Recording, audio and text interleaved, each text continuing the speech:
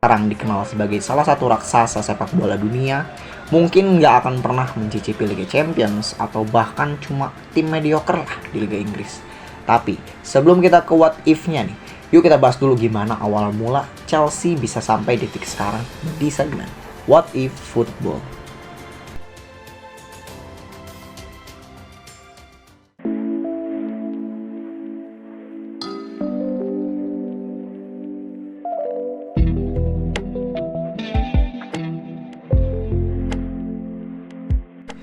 Jadi Chelsea ini berdiri pada 10 Maret 1905 di sebuah pub bernama The Rising Sun yang letaknya deket banget lah sama Stamford Bridge.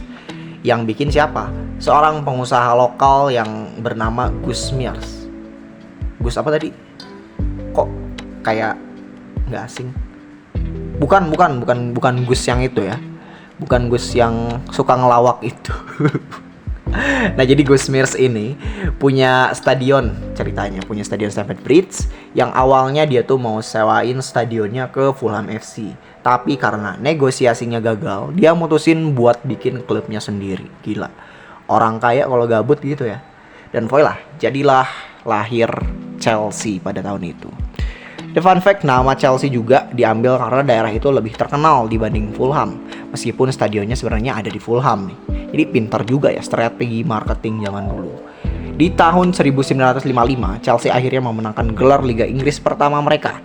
Tapi setelah itu mereka lebih banyak bolak-balik nih di papan tengah dan papan bawah klasemen ya. Mediocre lah. Nggak ada yang terlalu istimewa sampai beberapa dekade berikutnya.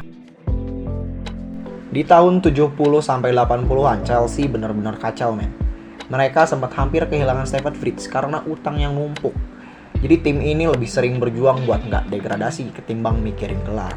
Barulah di tahun 90-an ada nih secerca harapan. Pemain-pemain seperti Gianfranco Zola dan pelatih Ruud Gullit membawa Chelsea ke final-final Piala Domestik. Mereka juga berhasil juara Piala FA tahun 1997. Tapi mereka tetap jauh di bawah levelnya Manchester United dan Arsenal yang lagi dominasi di liga waktu itu. Dan begini, kalau nggak ada orang kaya yang mau investasi gede-gedean, Chelsea nggak akan pernah bisa naik level. Sampai akhirnya di tahun 2003 muncullah Roman Abramovich.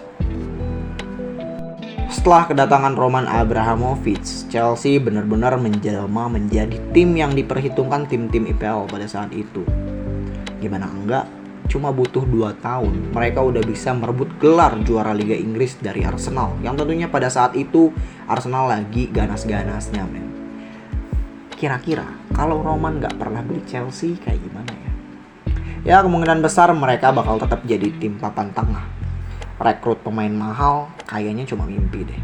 Pemain bintang kayak Didier Drogba, Peter Cech, atau bahkan Frank Lampard mungkin gak bakal pernah datang ke Stamford Bridge. Inggris juga mungkin gak bakal punya sebutan Big Six kayak sekarang. Liga Inggris bisa aja masih dikuasai tim kayak Manchester United, Arsenal, atau Liverpool. Chelsea bakal jadi klub biasa-biasa aja kayak mungkin Aston Villa atau West Ham sekarang lah. Bisa jadi juga miliarder lain bakal invest ke tim lain. Misalnya Newcastle United yang waktu itu juga lagi nyari investor. Kalau itu terjadi, siapa tahu kan Newcastle sekarang udah punya 5 gelar juara Liga Inggris. Roman Abramovich bukan cuma ganti pelatih kayak ganti baju. Beneran, dia punya 13 pelatih dalam 19 tahun. Tapi juga bikin Chelsea jadi mesin trofi.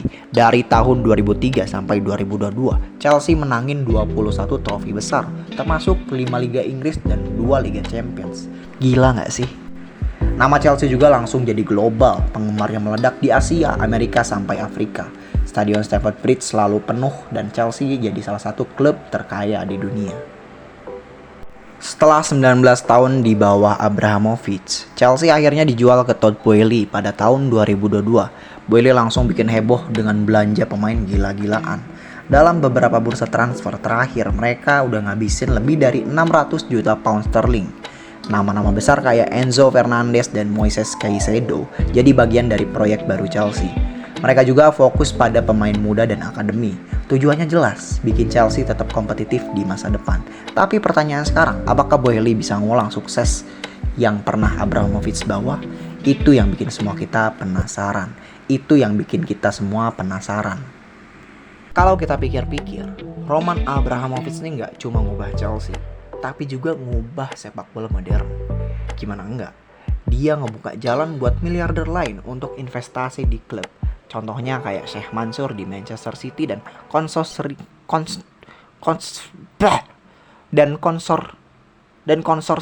Qatar. Apa sih? Dan konsorsium Qatar di PSG. Kalau Abramovich nggak pernah datang, dunia sepak bola mungkin nggak akan sama. Tapi apa iya? Atau sama-sama aja?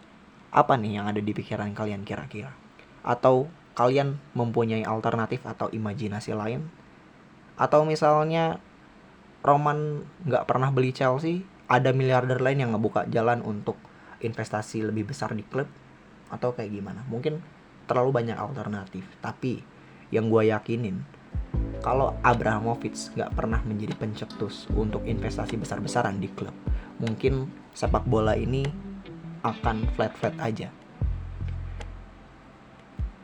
Jadi menurut kalian kayak gimana nih masa depan Chelsea di bawah Todd Boehly?